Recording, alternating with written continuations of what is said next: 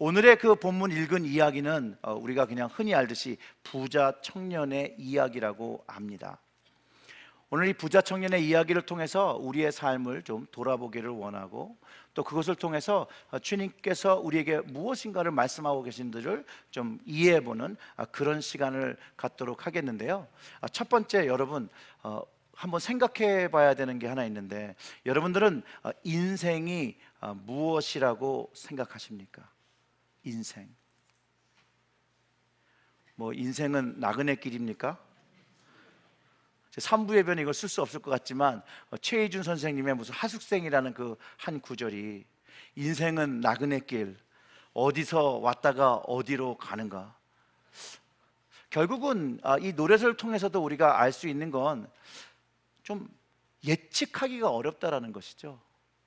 우리가 다 인생을 살아가면서 우리가 계획한 것과 생각했던 것과 다르게 우리의 인생이 바뀌기도 하고 전환되기도 했다는 경험이 있기 때문에 아마 그럴 거라고 생각이 듭니다. 그래서 인생이란 말을 딱 꼭 꼬집어서 이야기하기는 참 어렵지만, 대부분의 사람들이 인생은 참 예측하기가 unpredictable하다라고 하는 그 결론에 대부분 동의들을 하신다라는 거예요. 사회학자들이 대부분의 사람들이 인생을 살면서 물론 시기가 다 각자 다르지만 유사한 질문들을 스스로에게 한다라고 합니다. 그 중에 한 가지를 이야기하면, 첫째는 나는 누구라는 질문을 한다라는 거예요. 자기 정체성에 대해서 질문하는 질문들을 한다라는 거예요. 그리고 두 번째는 나는 왜 살지? 라는 삶에 대한 이유에 대한 질문을 다 각자가 해본다라는 것이에요. 그리고 세 번째로 하는 질문이, 공통적으로 하는 질문이 죽음에 대한 것이라는 거예요. 내가 죽은 뒤에는 어떻게 되는 것인가? 근데 이 질문은 인종 구분 없이, 문화 구분 없이, 동서양 구분 없이 동일하게 다 한 번쯤은 다 한다라는 거예요. 그리고 이 첫 번째 질문과 두 번째 질문은 우리가 인생을 살면서 답을 해줄 수 있는 그런 질문도 될 수 있고, 또 그 답을 얻을 수도 있는 그런 질문들인데, 이 세 번째 질문만은 말하기도 어렵고 정의하기도 어려운 그런 질문이라는 거예요. 특별히 종교가 없다라면 더더욱이 이 죽음에 대해서 어떻게 되는지 모르고 그것에 대해서 확실하게 말할 수 있는 일들이 없다라는 거예요. 그런 이유 때문에 종교를 가지는 이유 중에, 많은 이유 중에 큰 이유가 바로 여기에 또 있다라고 합니다. 마크 트윈이라는 사람이 인생에서 가장 어렵고 가장 우울하고 가장 힘든 시기에 글을 쓴 적이 있습니다. 근데 그가 이렇게 고백을 합니다. 셀 수 없는 사람들이 태어나고 모두 다 일을 하고 땀을 흘리고 갈등한다라고 합니다. 그리고 그 살아가면서 하찮은 일로 싸우고 조소하고 작은 것을 얻기 위하여 치사하게 일을 꾸미고, 그리고 이런 것들로 인해서 우리의 삶이 아픔으로 변해버려서 기쁨을 누릴 수 없게 된다는 거예요. 그리고 이런 어려운 삶을 살지만 인생을 죽음으로 마치게 되면 그저 며칠 슬퍼하고 영원히 기억하지 못하는 사람으로 남겨진다라고 합니다. 그리고 그가 이렇게 고백했어요. 나는 죽는 것이 두렵다. 나의 가장 큰 두려움은 나를 아무도 기억하지 못하는 것이라고 말했다고 합니다. 이처럼 인생의 마지막을 생각하는, 그 마지막을 생각하게 하는 그런 죽음은 많은 사람들을 생각하게도 하고 두렵게도 하고 떨리게도 한다라는 것이에요.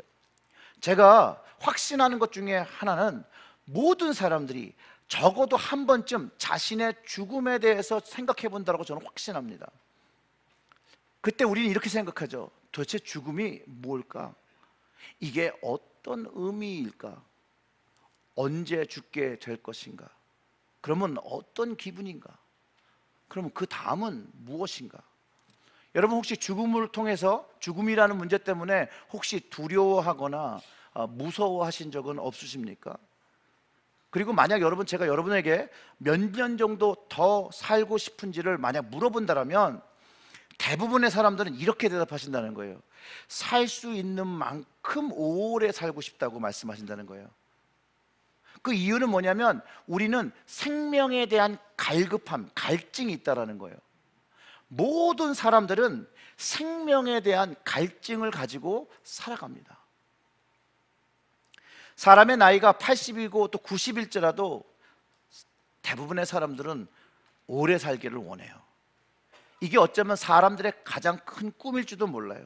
오래 사는 것, 그 오래 사는 것을 넘어서 영원히 살고 싶은 것.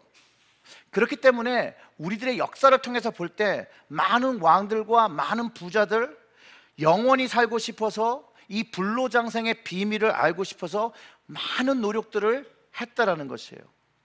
제가 대학 다니면서 이게 문학 클래스, 리터처 클래스를 했는데 거기에 첫 번째 그 교재가 길가메시라는 책이었어요. 이 최초 메소포타미아 그 서사시인데 이 수메르 왕국에 대한 이야기예요. 거기에 전설의 왕 길가메시를 노래한 글입니다. 근데 이 왕이 자신의 가장 친한 친구가 죽어요. 그리고 그것으로 충격을 받습니다. 그러면서 생명을 연장하고 하는 방법을 찾기 위해서 뭐 방방곡곡을 다녀와 보지만 찾을 수가 없다라는 결론에 이르릅니다.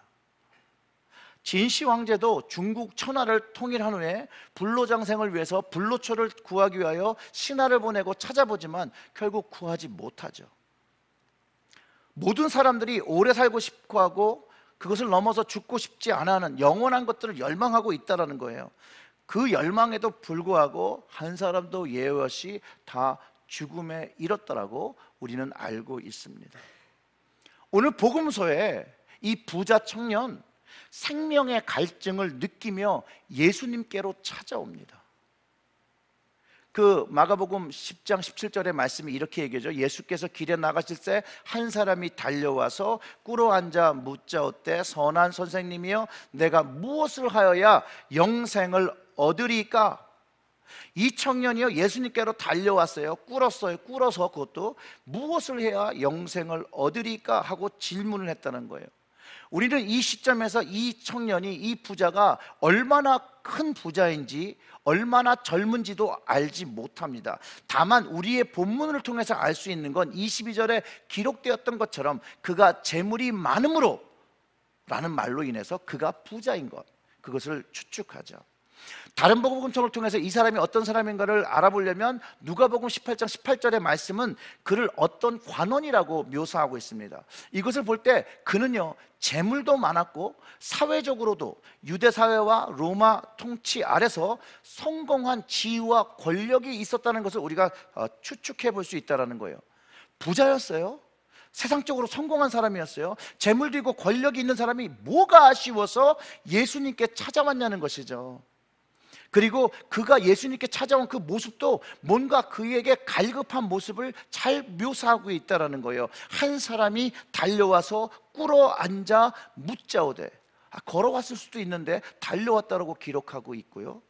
그냥 와서 물어볼 수도 있는데 꿇어 앉아서 물어봤다라고 얘기하고 있다는 거예요. 이런 모습들이 뭔지 모르지만 그의 갈급함, 절박함이 느껴진다는 것이죠. 그리고 결국 그의 질문이 뭐였냐면 영생을 얻는 것에 대한 질문을 하고 있다는 거예요. 결국 뭐예요? 자신의 제한된 생명으로 인해서 그가 갈급했다라는 것이죠. 그의 질문에 예수님은 부자 청년뿐만 아니라 제자들을 포함하고 그 같이 있는 사람들에게 영원한 생명, 영생에 대한 그것을 가르쳐 주시기 위해서 답변하신다는 거예요. 예수님은요 영원한 생명, 영생을 위해서, 그것을 얻기 위해서 먼저 하나님 중심의 삶을 살아야 한다라고 먼저 이야기를 하십니다. 왜냐하면 이 젊은이가 주님을 선한 선생님이라 부른 것에 대해서 고쳐주죠. 하나님 한 분 외에는 선한 이가 없다라고 가르쳐 주십니다. 주님께서 하나님을 먼저 우선시하는 그 주님의 모습을 발견할 수 있습니다. 그가 사용한 그 선한 단어는 신성, 인간이 할 수 있는 그런 선함이 아니라 초월적인 그 선함을 이야기했기 때문에 그 하나님은 한 분밖에 없다라고 예수님께서 말씀하신 거죠. 물론 예수님이 선한 선생님인 것이 맞지만 주님 스스로가 하나님과 비교해 볼 때 자신은 낮고 하나님이 더 선한 분이라는 것을 선언하고 있다는 것이죠.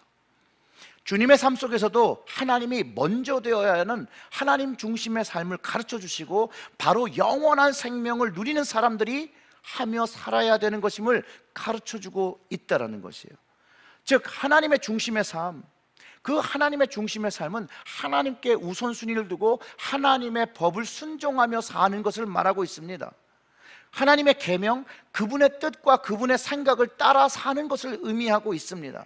그래서 19절에 그런 얘기를 하죠. 내가 계명을 안 하니 살인하지 말라, 간음하지 말라, 도둑질하지 말라, 거짓 증언하지 말라, 속여 빼앗지 말라, 내 부모를 공경하라 하였느니라. 분명히 예수님은 이 청년에게 십계명에 지키는 것에 대해서 말씀해 주십니다. 하나님의 우선순위를 가르쳐주고 그 다음에 하나님의 말씀을 지킨 것에 대해서 물어봤어요. 그런데 이 계명은 하나님을 사랑하고 서로를 사랑하는 것에 근거된 계명이었다라는 것이죠. 지난주의 말씀처럼 우리에게 주신 계명, 예수님을 통해서 하나님께서 주신 계명이 사랑하는 것이었다라는 것이죠. 이 계명을 사도 요한이 좀 더 쉽게 설명하고 있는데 요한 1서 3장 23절과 24절에서 설명을 하고 있습니다. 우리 23절과 24절을 다 같이 읽어보겠습니다. 그의 계명은 이것이니 곧 그 아들 예수 그리스도의 이름을 믿고 그가 우리에게 주신 계명대로 서로 사랑할 것이니라. 그의 계명을 지키는 자는 주 안에 거하고 주는 그 안에 거하시나니 우리에게 주신 성령으로 말미암아 그가 우리 안에 거하시는 줄 우리가 아느니라. 아멘.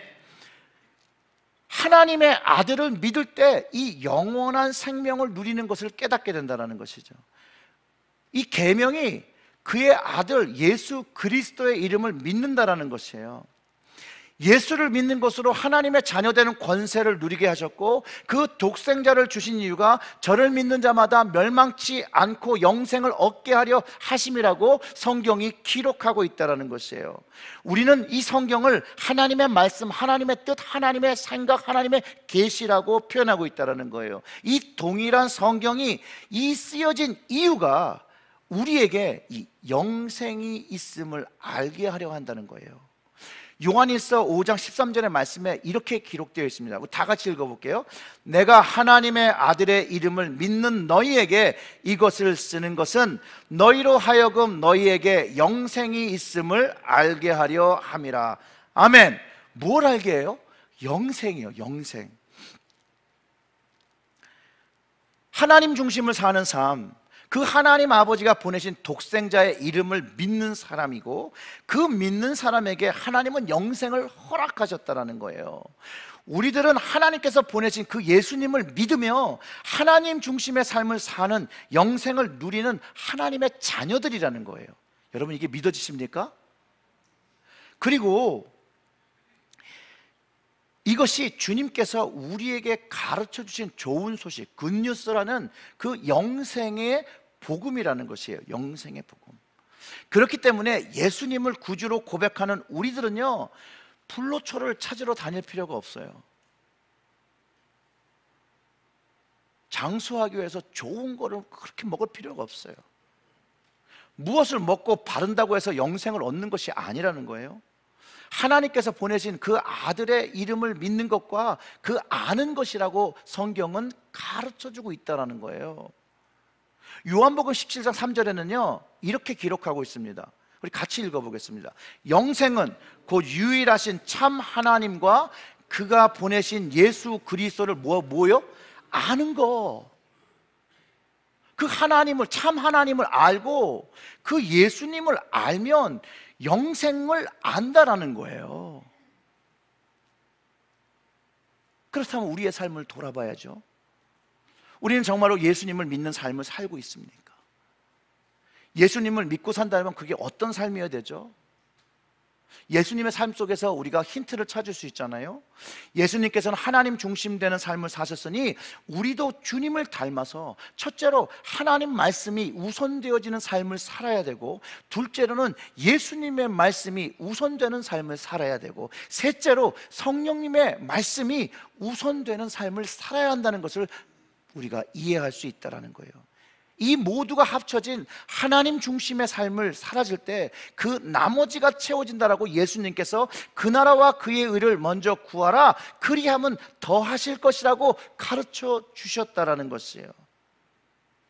이제 본문으로 돌아가면 이 부자 청년이 예수님을 선한 선생님이라고 불렀다는 그것, 무음하신 죄가 없으신 것이라고 칭하며 그가 초월적인 기적을 일으킨 것들을 들었던 이 젊은 청년이 이 선한 선생님으로 인해서 자신의 인생의 갈증을 해결할 수 있을 것 같아서 그는 예수님께로 나아가고 답을 구했다라는 것이에요. 그는 계명을 알고 있었어요. 영생의 방법이 전적으로 하나님께 속한 것인 걸 알고 있으나 그 말씀이 알아지지 않았다는 거예요. 그 이야기는 뭐예요? 참 하나님을 알지 못했고 참 예수님이 누구인지를 알지 못했다라는 것이죠.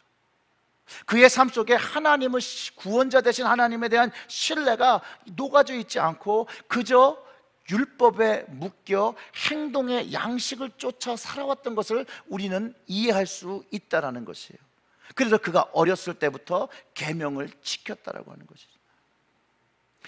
그의 질문에 예수님은요, 영생을 얻는 답을 주기보다는 다시 질문을 하시죠. 예수님은 하나님께서 이스라엘에게 주셨던 그 말씀을 지키고 살았는지를 물어봤어요.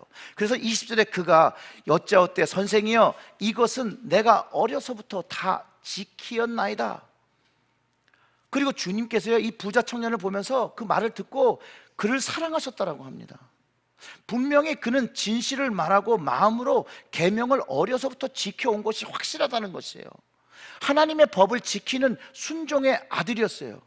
그렇기 때문에 부자 청년도 자기 자신 역시도 어려서부터 하나님의 계명을 잘 지켰는데 왜 이렇게 부족한 것입니까? 라고 질문을 하고 있다는 거예요. 근데 그가 벌써 자신만의 답을 가지고 있었다는 거예요. 왜냐하면 자신이 여태까지 어려서부터 하던 그것으로 인해서 영생을 누릴 자신이 없었던 거죠. 즉 그의 삶의 모습은 형식적이고 외형적인 계명의 준수는 하였으나 그에게 그것이 영생의 길로 경험되지 않았다라는 거예요. 행동의 양식으로 제사를 드리고 자신이 하나님의 말씀을 순종하는 것, 그것이 충분하지 않았다라고 그 경험했기 때문에 그렇다라는 거예요. 그래서 예수님께서 그렇게 말씀하시는 거예요. 내게 오히려 한 가지 부족한 것이 있다라고 말하셨어요. 그 21절의 말씀을 보면 예수께서 그를 보시고 사랑하사 이르시되 내게 아직도 한 가지 부족한 것이 있으니 가서 내게 있는 것을 다 팔아 가난한 자들에게 주라. 그리하면 하늘에서 보화가 내게 있으리라. 그리고 와서 나를 따르라 하시니, 자신의 전 재산을 팔아 가난한 사람을 주라고 하시고 그러면 하늘에서 보화가 내게 있으리라고 이야기해주고 예수님을 믿고 쫓으라고 말씀하셨어요. 근데 그 영생에 갈급하던 그가 이런 반응을 보였다는 거예요. 22절에서 그 사람이 재물이 많은 고로 이 말씀으로 인하여 슬픈 기색을 띠고 근심하여 가니라. 재물이 많기 때문에 슬픈 기색을 띠고 근심하고 예수님을 떠나갔다라는 거예요. 주님을 쫓으라고 했는데, 영생을 위하여 쫓으라 했는데 그는 슬픈 기색으로 주님을 떠나갑니다. 영생의 길은요, 순종과 나눔의 길인 것을 다시 한번 이해해 볼 수 있습니다. 부자 청년에게 하신 말씀, 제가 생각해도 동일하게 우리에게 큰 도전이 되는 말씀입니다.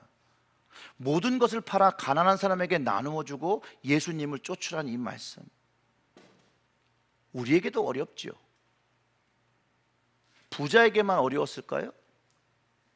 그렇지 않을걸요. 우리에게도 어려운 거예요. 그가 많은 재산이 있기 때문에 자신 것을 내려놓지 못하고 순종하지 못해서 주님을 쫓지 못한 뿐만 아니라 떠나갔다니까요. 자, 바꿔서 생각해 보시죠.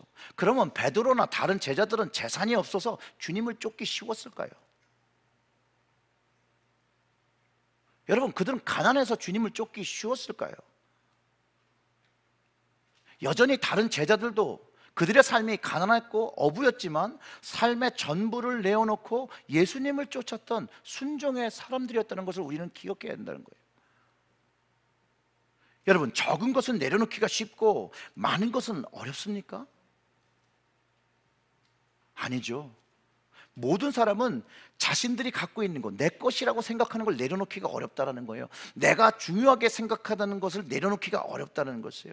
여기에서 이 영생의 비밀은 우리가 소중하고 귀하게 여기는 것을 주님을 위하여, 하나님을 위하여, 주님을 따르기 위하여 내려놓을 때 온전한 영생의 길을 경험하게 되고, 그 길 안에서 하나님 나라의 보화가 채워지는 것들을 경험하게 된다는 것이에요. 그것을 할 수 있다라고 예수님께서 말씀하셨다라는 거예요.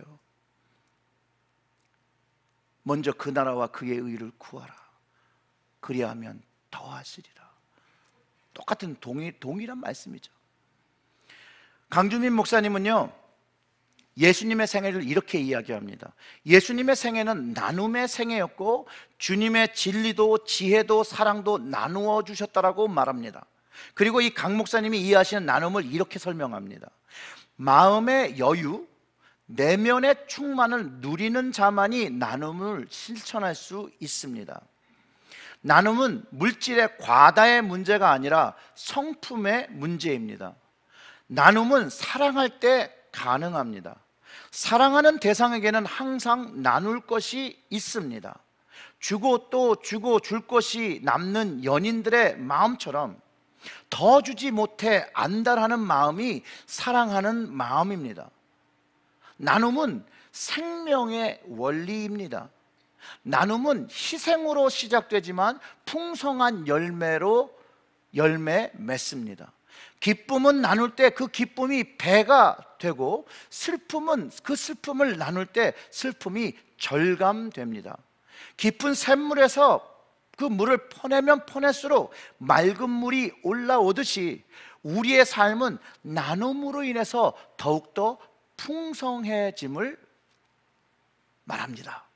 이렇게 얘기했다는 거예요. 주님을 우리 마음에 채우기 위해서, 주님이 주시는 영생을 채우기 위해서 우리는 우리의 마음의 것들을 비워야 한다는 것이죠. 이 영생을 공급하시고 영생의 주체되는 주님을 우리의 마음속에 채우기 위해, 우리의 삶 속에 채우기 위해서 우리는 먼저 비워야 한다는 것이에요. 이것을 부자 청년에게 가르쳐 주셨다는 거예요. 부자 청년의 담긴, 그 마음에 담긴 것을 비워야 하는 것을 아셨기 때문에 그 마음에 채워진 것을 내려놓으라고 주님께서 명하시고, 그리고 따르면 영생을 경험할 것이라고 말씀해 주셨던 것이죠.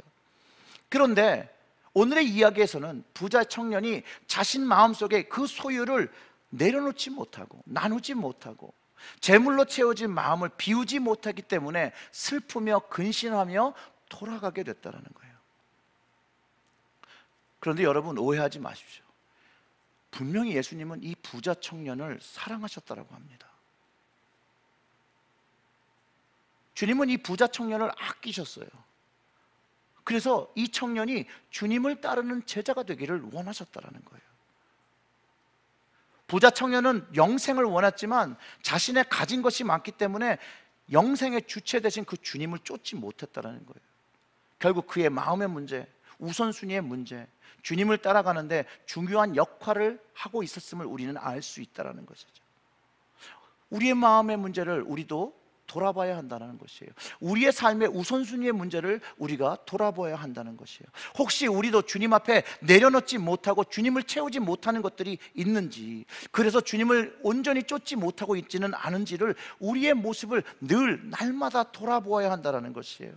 주님께서 부자 청년을 부르신 것처럼 주님은 우리를 주님의 자녀로 부르시고 하나님 나라의 백성으로 주님의 뜻을 쫓아 살기를 원하신다는 것이죠. 사실 더 충격적인 내용은 그 이후에 나옵니다. 마가복음 10장 23절부터 25절의 말씀이 이렇게 되죠. 예수께서 둘러보시고 제자들에게 이르시되 재물이 있는 자들은 하나님의 나라에 들어가기가 심히 어렵도다 하시니, 제자들이 그 말씀에 놀라는지라. 예수께서 다시 대답하여 이르시되 얘들아, 하나님의 나라에 들어가기가 얼마나 어려운지 낙타가 바늘귀로 들어나가는 것이 부자가 하나님 나라에 들어가는 것보다 쉬우니라 하시니 라고 하셨다라는 거예요. 저는 이 말씀을 통해서 영생을 위해서는요, 주님만을 선택해야 됨을 깨닫게 됩니다. 주님은요, 재물과 하나님을 둘 다 섬길 수 없다라고 말씀하셨어요. 그런데 오늘 이 부자의 이야기를 보면 재물과 하나님 나라 중에 부자 청년의 연약함은 재물을 선택했다라는 거예요. 그처럼 하나님 나라에 들어가는 것이 어렵다라고 가르쳐주고 있다는 거예요. 낙타가 바늘길을 통과하지 못하는 것인데 부자가 하나님 나라 들어가는 것보다 더 가능성이 있다고 말씀하시는 그 주님의 말씀을 듣고 제자들이 깜짝 놀라죠. 그럼 누가 구원을 받을 수 있겠습니까? 라고 26절에서 말합니다. 그때 예수님께서 그들을 보시면서 이렇게 말씀하셨죠. 사람으로는 할 수 없으되 하나님으로는 그렇지 아니하니 하나님으로서는 다 하실 수가 있느니라. 오늘의 이 말씀을 통해서 구원은요, 사람의 노력과 헌신으로 되어지는 것이 아니라는 거예요.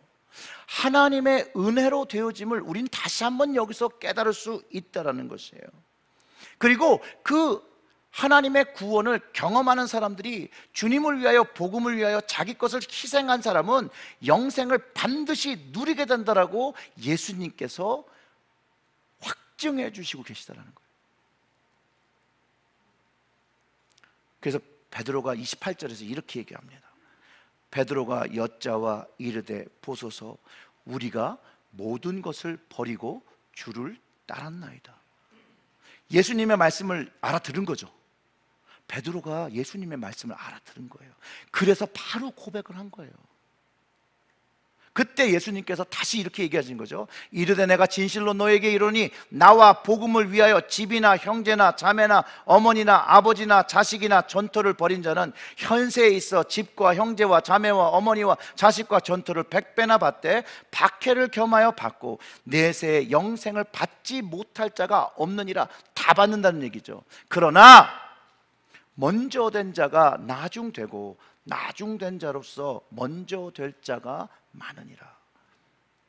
여기서 하나님께 자기의 삶, 그것을 우선순위를 드린 사람은 영생을 받지 못할 자가 없다라는 것이에요. 자신의 삶을 예수님을 쫓는 것에 맞추었다라면 하나님께서 그 헌신과 희생에 대해서, 그 순종에 대해서 책임져 주신다라는 말씀이라는 거죠. 하지만 변할 수 있는 우리의 연약함이 있다라는 거예요.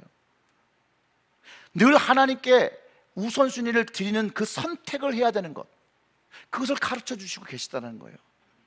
그렇기 때문에 날마다 우리는 주님을 선택하며 주님을 쫓아가야 된다는 거예요.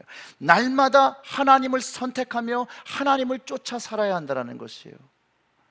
늘 우리가 하루를 시작할 때 우리가 하나님으로 인하여 주님의 피값으로, 하나님의 피값으로 산 하나님의 자녀인 것을 고백하고 오늘도 주님의 것으로 살아가며 주님의 성령을 의지하며 살아가겠다고 하는 고백이 날마다 되어질 때 우리의 연약한 마음이 주님을 바라보며 살아갈 수 있다는 것을 이야기해주고 있다는 것이죠. 어떤 목사님이 이런 얘기를 나누셨는데요, 지도자가 존경받지 못하는 것은 초심에서부터 빗나간 삶 때문이라고 그러네요. 부부가 불행한 것도 그 초심에서 크게 벗어난 애정 때문이라고 말합니다.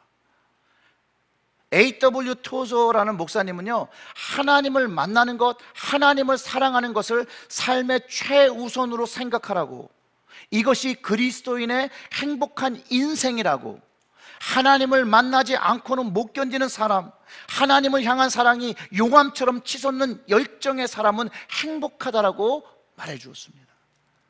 오늘 말씀, 이 부자 청년과 예수님 사이에 일어난 이야기입니다. 이 부자 청년의 이야기를 통해서 우리 주님이 오늘 우리에게 말씀하시는 것이 있다면 그것이 무엇이겠습니까? 주님과 나와의 그 이야기는 어떤 이야기를 가지고 있습니까? 우리의 우선순위는 주님에게, 하나님께 잘 맞춰져 있습니까? 또 주님은 오늘 이 이야기를 통하여 우리에게 무엇을 내려놓기를 원하시고 무엇을 나누어 주기를 원하십니까? 혹시 주님보다, 하나님보다 더 우리의 삶에 우선순위를 두고 있는 것은 있지 않습니까? 사랑하는 성도 여러분, 오직 하나님만, 주님만 선택하고 바라보시고 그분을 알므로 인해서 영생의 참 기쁨을 누리며 살아가시는 여러분들 되시기를 주님의 이름으로 축원합니다. 다 같이 기도하겠습니다. Redeeming love.